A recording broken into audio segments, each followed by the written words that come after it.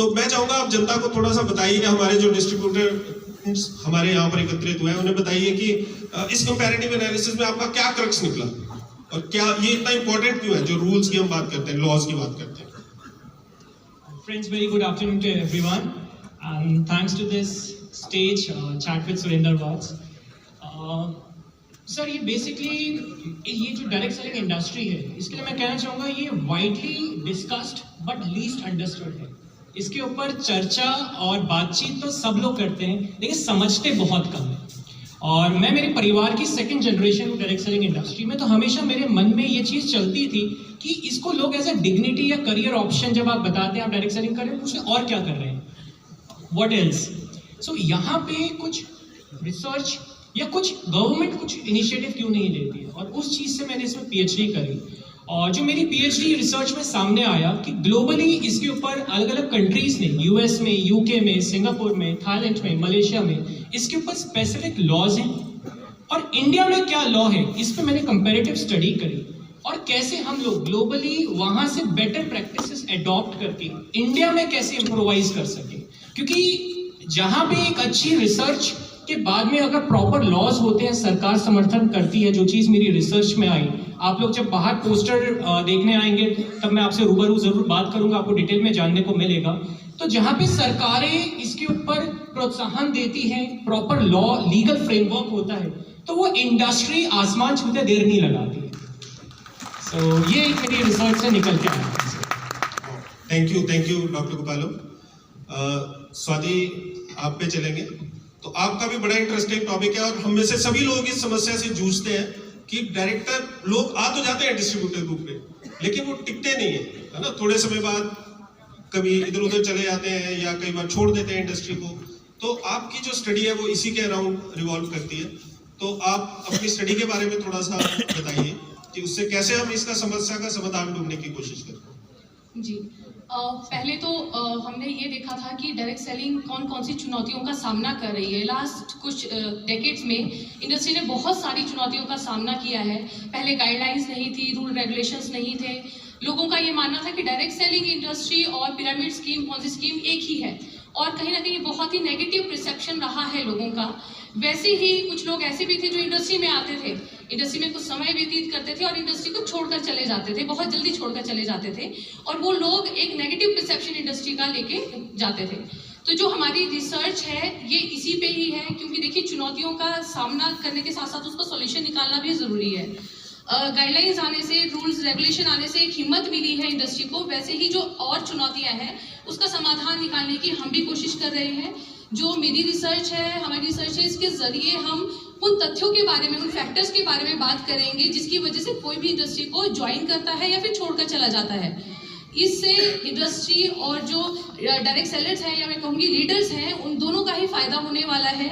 Leaders को समझ आएगा कि किस तरह से हम अपने डाउन लाइन को अपने साथ लंबे समय तक जोड़े रख सकेंगे, ऐसा हमें क्या करना चाहिए और ऐसी कैसी कौन सी रिक्वायरमेंट्स हैं उन लोगों की, उनके डिस्ट्रीब्यूटर्स की, कि उसको फुलफिल करेंगे तो वो हमारे साथ लंबे समय तक रहेंगे।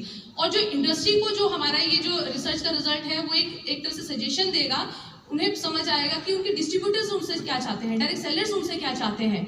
जब उन्हें ये पता लगेगा कि अच्छा इन चीज़ों से डिस्ट्रीब्यूटर खुश है और इन चीज़ों से डिस्ट्रीब्यूटर नाराज है, तो कहीं ना कहीं वो अपने आप को और बेहतरीन करने के लिए उन पर एक्शन ले सकेंगे। तो यही सर मेरी रिसर्च है। Thank you. तो आप लोगों को लगता है कि इस रिसर्च से हमें फायदा होगा या डायरेक्ट सेलिंग इंडस्ट्री को फायदा होगा?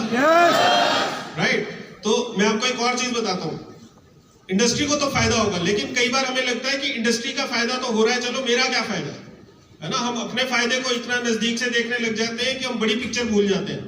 स्वाति स्ट्रगल कर रही है अपना क्वेश्चनर भरवाने के लिए 6 महीने से, लेकिन क्वेश्चनर लोग नहीं भरते। हमें 500 लोगों का मतलब क्वेश्चनर भरते हैं, क्वेश्चनर 500 लोग नहीं भर रहे।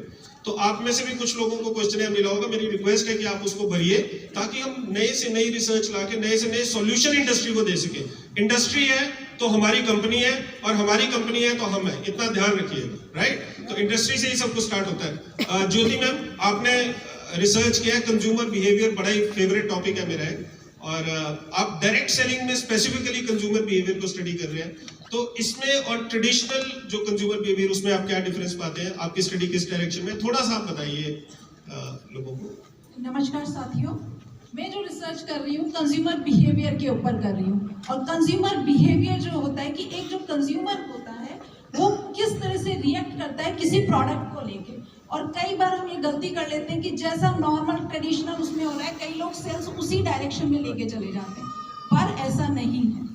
ट्रेडिशनल मार्केटिंग में आपका डिफरेंट कंज्यूमर बिहेवियर होता है और आपके डायरेक्ट सेलिंग में डिफरेंट, जो कंज्यूमर है आपका डिफरेंट सोच लेके आता है, परसेप्शन उनका अलग होता है। तो डिटेल तो आपको बाहर पोस्टर में मिलेगा, पर थोड़ा आइडिया मैं दे देती हूँ कि कोई भी व्यक्ति कोई भी सामान कब खरीदता है, जब उसको लगता है कि परसीव कॉस्ट जो है उसकी परसीव वैल्यू से कम है या परसीव्ड वैल्यू उसकी ज़्यादा है। उसे लगता है कि हाँ मुझे क्या फ़ायदा होने वाला है, वो किसी भी वे में हो सकता है, ठीक है। तो उसको कैलकुलेट करके then he will buy the product. And इससे फायदा इंडस्ट्री को क्या आने वाला है, कंपनी को जब पता चलेगा कि व्हाट इज कंज्यूमर वांट्स, तो उसके अकॉर्डिंग वो अपनी स्ट्रैटेजीज चेंज कर सकते हैं उसके अकॉर्डिंग। और जो एज ए डायरेक्ट सेलर हैं, जो डीएस हैं, हमारे जो एसोसिएट्स हैं, कुछ पार्ट उनको प्ले करना होता है, जैसे आफ्टर सेल सर्विसेज का कुछ और उनको नॉलेज का, वो सारा उनको अगर उस पर स्टडी करेंगे, उस पर वर्क करेंगे, तो वो इजीली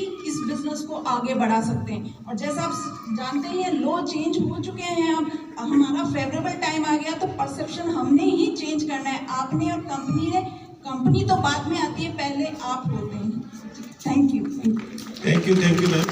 और हम लोग समझ नहीं पाते हैं कि परसेप्शन से क्या फर्क पड़ने वाला है। जैसे ही डायरेक्ट सेलिंग इंडस्ट्री की परसेप्शन चेंज होगी, इसको एक एक्सेप्टेबल करियर ऑप्शन के रूप में देखा जाएगा, वैसे ही हमारे जो बिजनेस है, हमारा जो हिंदुस्तान आज 11वें नंबर पे है दुनिया में, उसको 1 नंबर पे पहुंचते हुए समय नहीं लगेगा। हम अभी खुश हो सकते हैं कि 19,000 करोड़ की टर्नओवर है, कुछ भी नहीं है, अभी तो शुरू भी नहीं हुआ है। और अब समय आ गया है कि जो लोग सोचते हैं, हम तो सोचते हैं अच्छा डायरेक्ट सेलिंग के लिए, लेकिन जो लोग सोचते हैं इंडस्ट्री के बारे में, वो जो परसेप्शन अब चेंज होने लगी है, राइट। और उसमें एजुकेशन का बड़ा रोल है। डॉक्टर जानकी, बहुत आप पैशनेट है प्रोफेशनलिज्म को लेके, डायरेक्ट सेलिंग में वैल्यूज की आप बहुत बात करते हैं, तो थोड़ा सा नटशेल में आप बताइए हमारे दोस्तों को कि डायरेक्ट सेलिंग में प्रोफेशनलिज्म से क्या फर्क है।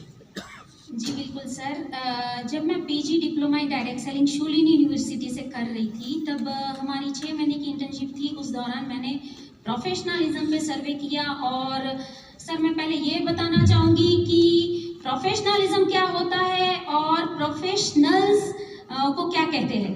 तो प्रोफेशनलिज्म जो है मतलब कि एक पर्टिकुलर फील्ड में या इंडस्ट्री में अगर कोई एक स्पेशलाइज नॉलेज, ट्रेनिंग और एक एक्सपर्टाइज कर लेता है, और उसी फील्ड के अंदर जब वो एथिकली प्रैक्टिस करता है, रूल्स एंड रेगुलेशंस को फॉलो करता है, एक अच्छे एटीट्यूड के साथ, बिहेवियर के साथ, इफेक्टिव कम्युनिकेशन के साथ, जब वो एथिकल प्रैक्टिस फील्ड में करता है, तो उस चीज़ को बोलते हैं professionals working with professionalism, right. तो सर जब जैसे मैं खुद भी एक डॉक्टर हूँ और जब भी मैं अपनी मेडिकल प्रैक्टिस करती हूँ फील्ड के अंदर, तब मुझे भी एक कोड ऑफ एथिक को फॉलो करना पड़ता है और एक रूल्स एंड रेगुलेशंस जो कि सेट किए हैं इंडियन मेडिकल एसोसिएशन ने, उसको मुझे फॉलो करना पड़ता है और कंडक्ट करना पड़ता है।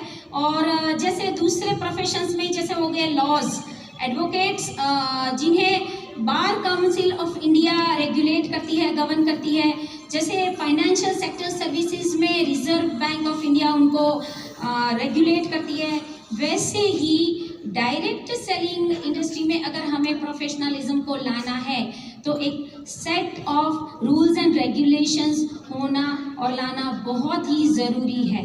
और जब ये set and rules of regulation and laws की अगर बात करते हैं आ गए हैं, तो एक ऐसी सेंट्रल बॉडी जो कि इसको गवर्न कर सके, रेगुलेशन कर सके, उसको भी लाना बहुत ज़रूरी है। तो सर मेरी रिसर्च यही कहती है कि एक डायरेक्ट सेलर अगर सर एजुकेशन देखा जाए तो हर एक फील्ड में बहुत सी जगह पे है, और लेकिन है वो लीडर ड्रिवन, मतलब लीडर जब सफल हो जाते हैं तो अपने हिसाब से वो एक सिस्टम देते हैं और उसी को लेते हुए एक डायरेक्ट सेलर सफल होता है। लेकिन हमारे पास कोई एक ऐसा सिस्टम नहीं है, कोई ऐसा एक सिस्टम जिसमें हम प्रोग्रेशन पाथ दे सके, एक डायरेक्ट सेलर को ऐसा फील करवा सके कि वो हमारे साथ एक मतलब कंपाइल फील करवा सके और वो 100% इसमें सफल हो जाए।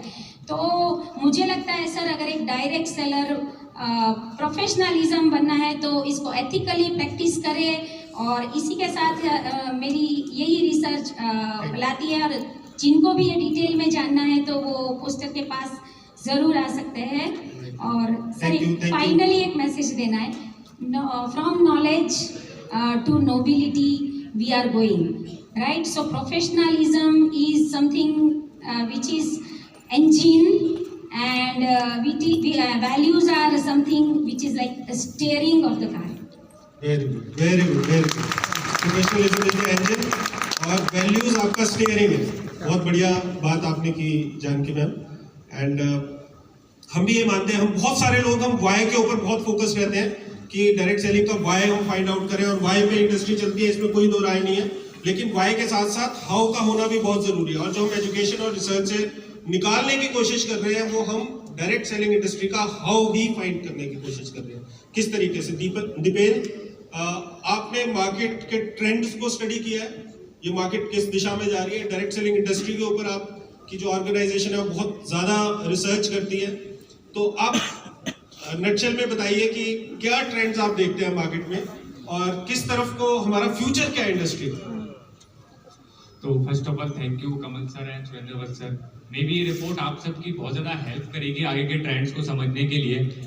तो कोर्स के दौरान जो मैंने पीजी डिप्लोमा में किया, तो मेरा जो इंटरेस्ट डेटा और डिजिटल वर्ल्ड के लिए बहुत ज़्यादा था।